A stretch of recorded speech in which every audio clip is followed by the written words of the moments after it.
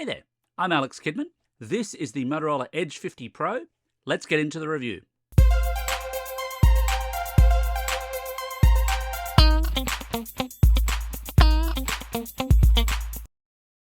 So at $999 Australian, the Edge 50 Pro isn't exactly Motorola's most expensive flagship phone. That would currently be the Razr 50 Ultra, which I've already reviewed. But for non-folding phones, it effectively is.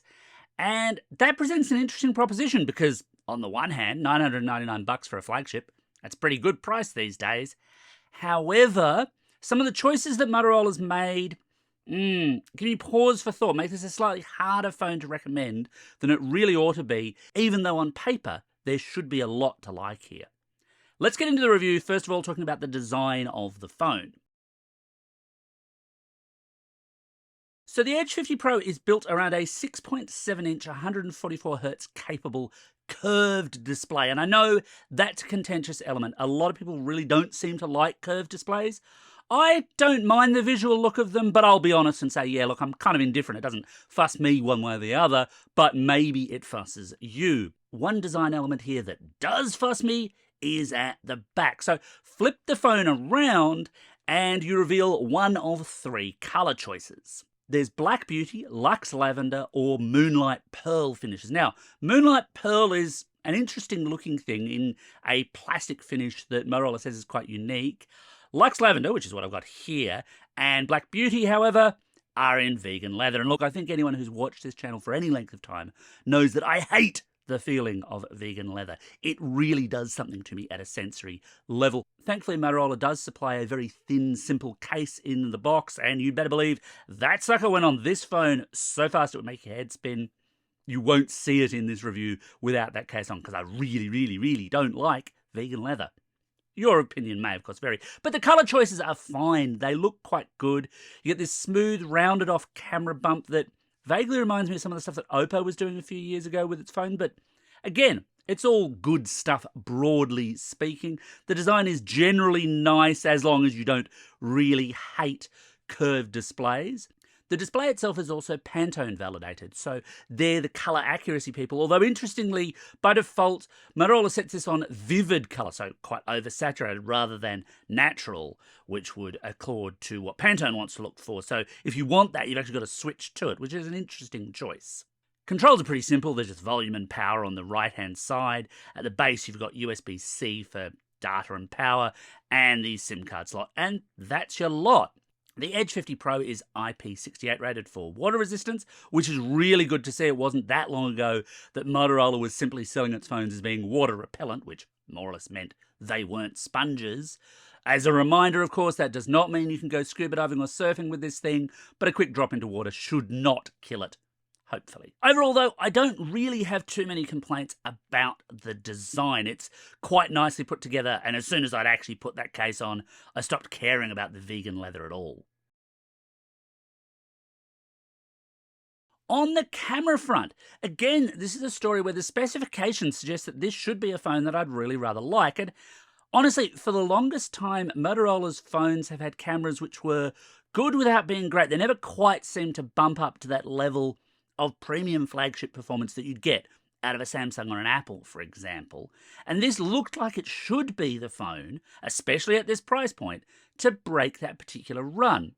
Because it's got a triple lens array at the back, and that comprises a wide 50 megapixel, an ultra wide 13 megapixel, and a 10 megapixel 3x telephoto zoom lens. I always appreciate the extra creativity you get out of having lens choices and real lens choices in a phone. At the front, you've got a 50 megapixel selfie taker as well.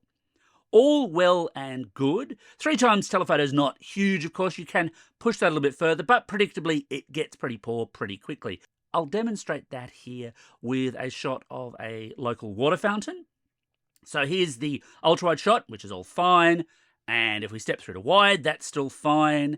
The Edge 50 Pro gives you a step between the wide and the 3x telephoto at 2x. And that's all fine, as is 3, even though the weather wasn't that great this day. But if I push that up, ignoring the composition here, just the quality of the picture, at 30x, yeah, it falls apart.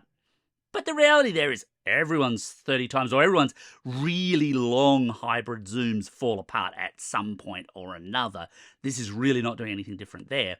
And the actual photo quality that I got out of this was generally quite pleasing. I got some really nice shots quite simply, which should suggest that this is a good camera phone, but there's a problem. And the problem is that this phone takes a very long time for some shots to do its post-processing. So there were points where I wanted to get multiple takes of a shot, or something occurred that I wanted to capture quickly, but I'd just taken a different photo, and I couldn't. It just took too long to process the prior shot. And this is the kind of thing that camera phones were doing 5-10 years ago. I really dislike it because it absolutely disrupts my creative flow, and it just made me not want to use the cameras on this phone as much as I should want to. The output is really good, but you just have to wait for it for too darn long. So why was I left wanting in terms of camera performance and that slow performance there? Well, it comes down to what Motorola has actually put into this phone, because where as a flagship you might think, well, this is going to have something fairly fast, fairly contemporary, maybe not the absolute cutting edge at this price, but pretty darn good, right? Well, no, not really. So it's running a Snapdragon 7 Gen 3, not an old processor for sure, backed up by 12 gig of RAM and 256 gig of sealed storage. No microSD expansion, unfortunately. And the issue there, really, is that whilst it's not a bad processor, it can run most Android apps reasonably well, at $999, you can do better, and not just a little bit better, a lot better. So I ran it through my standard benchmarks, and starting off, for example, with Geekbench 6, it's outdone by the much older Motorola Think phone, but also the Galaxy S23 FE, and even the Galaxy A55, and that is a phone that is $300 cheaper than the Edge 50 Pro. That's a big problem, I think. It is a little bit better in GPU terms. Here's how it compared using 3D Mark's Wildlife Extreme, but it's still not great. And my concern here is not that this is a terrible phone. In day-to-day usage, it's all right. It's just that all right is what I'd expect out of a mid-range phone, and this is a $999 phone. It's punching towards that premium space, and I'm not seeing premium performance out of it. It's undoubtedly why, when I'm taking photos, it slows down to process them, because it just doesn't have the processing grunt that it really ought to have. And it puts this phone in a really awkward position, because at a couple of $100 cheaper, it'd be a spectacular buy, really. You don't see triple lens cameras in phones at that price when they're brand new, for sure. But at its price, I can do better. And if you can do better, really, you should. On the software side, it's an Android 14 device, and Motorola is promising 3 years of OS upgrades, which isn't nothing, certainly better than Motorola's done in the past, but obviously they're outpaced there by the likes of Samsung and Google. Motorola's UI is simple enough to use, it's fairly clean, doesn't do a whole lot with Android, but you do get those kind of pleasing features like chopping twice to instantly blind your audience, or twisting the phone to get the camera to kick in. I've always liked those, and they're nice little inclusions. Not must-have features, but they're nice that they're there. You also get a smattering of pre-installed apps, because is an Android phone even an Android phone anymore if it doesn't have the Booking.com app installed? I'm not convinced that it is. On the battery front, well, look, the Edge 50 Pro is a nice lightweight phone, very easy to hold in the hand, but it's lightweight because it's very thin, and because it's very thin, there's not a whole lot of space for batteries. So unlike basically every non-folding Android phone right now, the Edge 50 Pro only has a 4,500 milliamp hour battery. Typically, I'd expect 5,000 milliamp hours or bust. But no, you get less in this phone. Now, as always, it is a question of what you do with that power and how long that power lasts. And here, maybe that Snapdragon 7 Gen 3 can save it by delivering exceptional battery power. Well, spoiler, no. Now, this is not a bad battery performer, but throwing my standard YouTube battery test at it with that same crop of comparable or cheaper phones saw it tumble to the bottom of that chart. An hour's worth of YouTube ate up 6% of its battery. And you might think, well, that's all right, Alex, that's not bad. And sure, it's not bad. Bad in that test, by the way, is under 90%. Things that get under 90% in that test typically will struggle to get through a full day's usage. So full day usage on this thing, not a problem.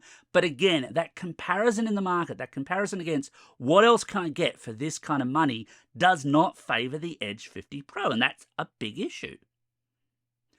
One area where this really does stand out, however, is when it comes time to charge it up. Because for a lot of these flagship phones, you just don't get a charger anymore. And for the Edge 50 Pro, you do. And it's a beast of a thing. 125-watt wired charger in the box supplied. So you do get it with the phone. Big old thing, but it works really nicely for powering the phone up quickly.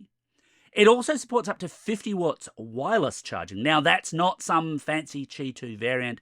That's Motorola's take on a different custom wireless charging solution that only comes through buying its own wireless charging stand. I've not been able to test that. I will give them the benefit of the doubt and presume that it works. Wireless charging is always lossy, however, which is why it's not as fast as full wired charging would be. So should you buy the Motorola Edge 50 Pro? Well, look, this is a tough one. I have really liked a lot of Motorola's recent phones, whether we're talking in the budget space, where they're delivering some excellent value, or even up in the flagship foldable space, where the Razr 50 Ultra is my current pick of the flip foldables. This sits in the middle, but it's really in an awkward middle. And that's because at its price, at its $999 Australian price, you can get better phones. Basically, you can get better performing phones, whether you're talking about battery or processing performance. Unfortunately, even though the cameras on this are pretty good, the slowness of that post-processing makes me not want to use them, which means you can get better cameras too. And of course, that's basically just for mostly new phones, not so much looking at last year's flagships where you could still get that kind of triple lens array deal in a slightly older flagship for about the same level of money.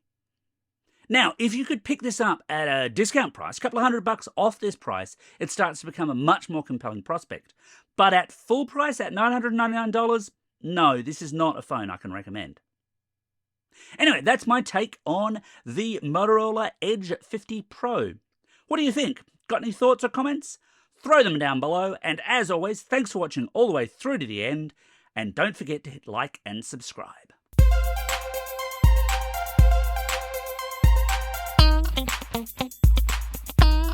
Thank you.